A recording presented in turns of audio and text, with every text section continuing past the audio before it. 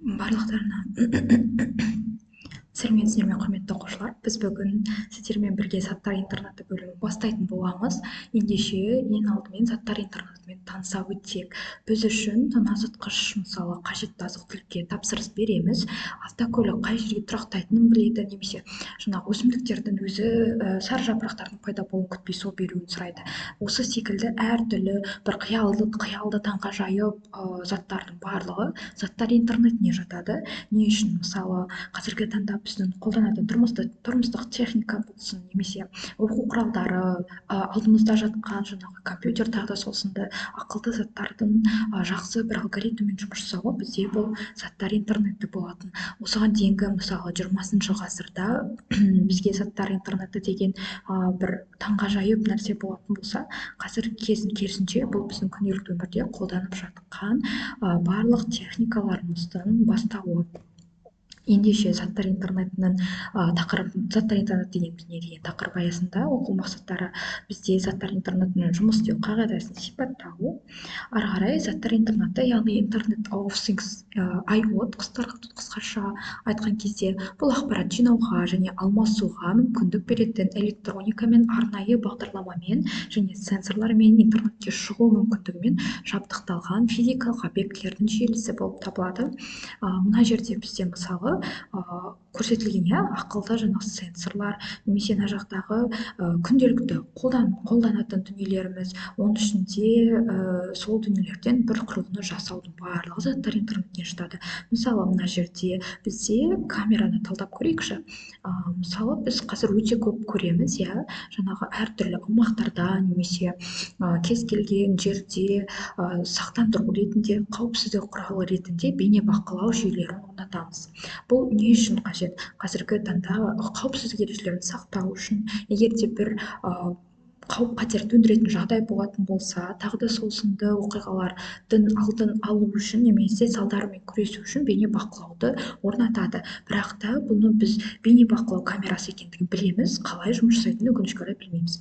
Ендеше осы заттар интернеті тікелей осыған жауап береді, себебі ақылды сенсорлар немесе біз айтатын датчиктар осы дүниелерге толықтай жауап береді. Оның ішінде мысалы тоңазытқышты қарастырайық. Оның ішіндегі алгоритмдар, немесе жаңағы автоматты жарықтандыру, мысалы қарапайым мысал, сіздер күнделікті жаңағы ғимаратқа кірген кезде автоматты жарық жүйесі қосылып өшіреді. Ол жаңағы адамның немесе жан-жануардың кез келген қозғалған бір іс-әрекетті көретін болса, жарық автоматты түрде жанады. Ал егер де ондай жаңағы іс-әрекеттер болмайтын болса, ол қозғалысқа реакция бермейтін болса, онда әрине ол өшіріліп тұрады. Бұл бірінші жақтан жаңағы айтамыз ғой, энергияны үнемдеу, екінші жағынан автоматтан жарықтандыру. Енді осының барлығы бізге заттар интернеті арқылы келеді, немесе күнделікті интернетке ғаламторға, яғни жалғау, қосылу, оның барлығы осы заттар интернетінің айналасында жұмыс жасайды. Көбінесе бізде құрылғылар адамның көмегінсіз жұмыс жасайды. Бұл жердегі ең басты ерекшелігі, дегенмен де адамдар олармен келесідей іс-әрекеттерді орындайды. Мысалы, орнату, нұсқаулық беру, деректерге қол жеткізу деген сынды. Біз мысалы күнделікті өмірде сіздер қолданатын Алиса немесе дауыспен басқару, сонымен қатар ақылды үйдегі қазіргі таңда өте бір трендта болып жатқан автоматты перделердің ашылуы, жабылуы, автоматты үйдегі жарық, мысалы біз шапалақтайтын болсақ, жарықтың жанып өшуі тек осы заттар интернетімен тікелей байланысты. Бұған бізде адамдар субъективті фактор ретінде әсер етеді, яғни осыларды орнатамыз, немесе нұсқаулық береміз, тағы да сол секілді деректерді басқарып, қол жеткізуге мүмкіндіктерді аламыз. Келесі, бізде заттар интернеті бір желіге қосылған бірнеше құрылғылардың арасындағы ақпарат алмасу тәсілі деп атаймыз. Не үшін? Себебі бұл деректерді адамның қатысуынсыз жинауға, талдауға, өңдеуге және де жіберуге көмектеседі. Бағдарламалық жасақтама немесе қосымшалар арқылы да жұмыс жасайды. Мысалы, біз күнделікті білетін Apple-дың сағатын сипаттай аламыз, яғни біз ол автоматты түрде біздің телефонымызға қосылады, бірақ та біз оны жаңағы негізі адаммен басқарғандықтан оның да бір жеке ерекшеліктері бар. Яғни осы сияқты құрылғылардың бір-бірімен байланысуы, бір желіге жинақталуының барлығы тағы да заттар интернетіндегі ақпарат алмасу тәсілі екендігінің белгілі бір көрсеткіші болады. Келесі бізде күнделікті өмірдегі заттар интернетінің мысалдарын қарастырайық. Ақылды тұрмыстық техника, шәйнектер, тоңазытқыштар, шаңсорғыштар, розеткалар және шамдар, үйдің қауіпсіздік жүйелері, үйге адам жақындаған кезде ескертетін бақылау камералары, ақылды үй жүйелері, жылытуды қосу өшіру, су мен газдың ағып кетуін бақылау. Егер де толық бір саланы қарасақ, мысалы медициналық жабдықтағы жүрек соғу жиілігін бақылайтын және дәрігерге деректерді жіберетін білезіктер, яғни қазіргі таңда біз смарт часы немесе жаңағы денсаулықты реттеуге арналған жүрек пульсін, қағысын анықтауға арналған кез келген сағаттарды жатқыза аламыз. Классикалық IoT адамның өмірін жеңілдетуге көмектеседі, ақылды үй электр қуатын үнемдейді және өрттің алдын алады. Ақылды камера үйге ұры кіріп кетсе, ескертеді. Ақылды құлыппен сіз есікті жабуды ұмытып қалдыңыз деп қорықпайсыз деген сынды бірнеше күнделікті мысалдарды қарастыра аламыз. Мысалы, қазіргі тағы да бір тренд болып жатқан робот пылесос, егер де бұл нәрсе сіздерге қызық болатын болса, біз міндетті түрде осы сабақтардың жиынтығының қорытындысы ретінде осындай құралдарды міндетті түрде бірге жасайтын боламыз. Келесі, кез келген салаға арналған дайын шешімдерді қарастырайық. Мысалы, өнеркәсіпте біз ресурсты тұтынуды бақылаймыз, сезгектерден жаңағы көрсеткіштерді аламыз, орынжайдың қауіпсіздігін бақылау, немесе ауыл шаруашылығы қазіргі таңдағы топырақ ылғалдығын анықтау, автоматты суару деген сынды медицина жаңа қарастырдық, білімде сабаққа қатысуды бақылау, аспаптарды бақылау деген секілді көлік және логистика ТКШ, яғни ресурстарды бақылау жүйелеріне де әсер ете алады. Енді заттар интернетін жұмыс істеу қағидасына келейік. Бұл өте бір қызық, себебі қалай олар адамның қатысуынсыз өз бетінше жұмыс жасайды деген сұрақ кез келгенімізде туындауы мүмкін. Ендеше IoT тұжырымдамасы бұл бізде AirFi және сымсыз интернет технологияларымен, мысалы SIM, AirWIM, Wi-Fi сияқты сымсыз технологияларға негізделеді. Адамдардың араласуынсыз заттардың алу мүмкіндігінде ақпараттың бір-бірімен алмасуы және басқару серверлері арқылы жүзеге асады.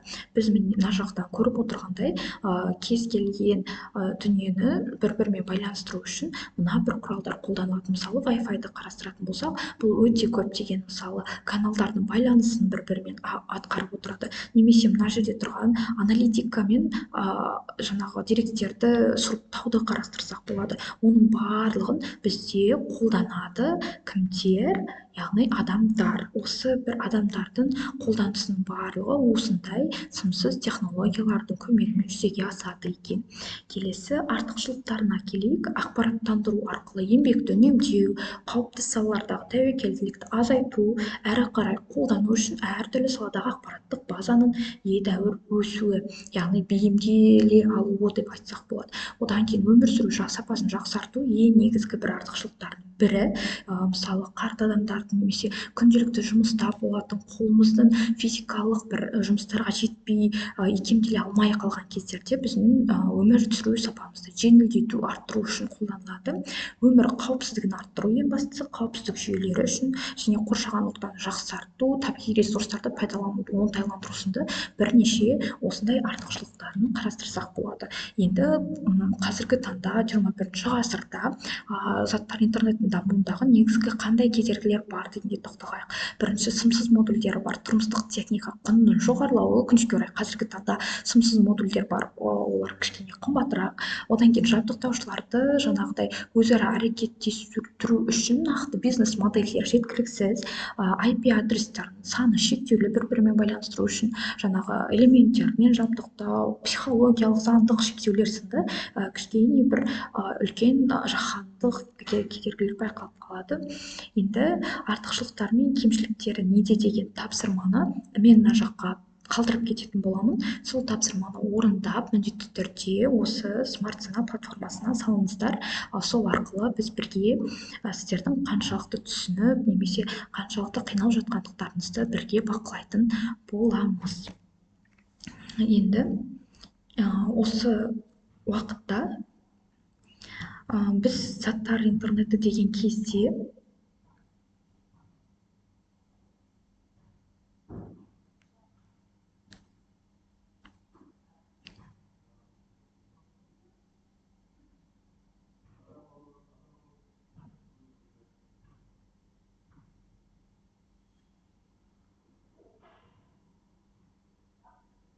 енді біз осы заттар интернеті деген кезде мында ардуиномен жұмыс жасаймыз. Яғни бізге әрине қызық қой мына жерде бұның барлығы неге жауапты, не істейді, қалай істейді деген сұрақтарға жауап алу үшін біз сіздермен мындай ардуино құрылғысын қолданатын боламыз. Бізде осындай кішігірім ардуино қорапшасы болады. Осы қорапшамен қазір мүмкіндігіміз болғанша қолданамыз. Бізде мынандай қолымызда карточка болады, бұның ішінде барлық датчиктер жазылған. Бұны да соңына қалдырып кететін боламыз. Бұның ішінде бізде кез келген жұмысты жасауға қажетті сымдар, бірнеше датчиктер, платасында дүниелер болады. Оның барлығын біз алдағы сабақтарда айтып танысып өтетін боламыз. Себебі біз сіздермен бірге ары қарай осы ардуиномен жұмыс жасаймыз. Дәл осы заттар интернетімен бірге байланыстырып, ақылды смарт технологияларды жасау мақсатында ең бастысы біз жай ғана теориямен ғана шектеліп қалмаймыз. Әрине міндетті түрде практикада да қолданатын боламыз. Сол үшін ары қарай да видео сабақтарды қарап, міндетті түрде бізбен бірге болыңыздар.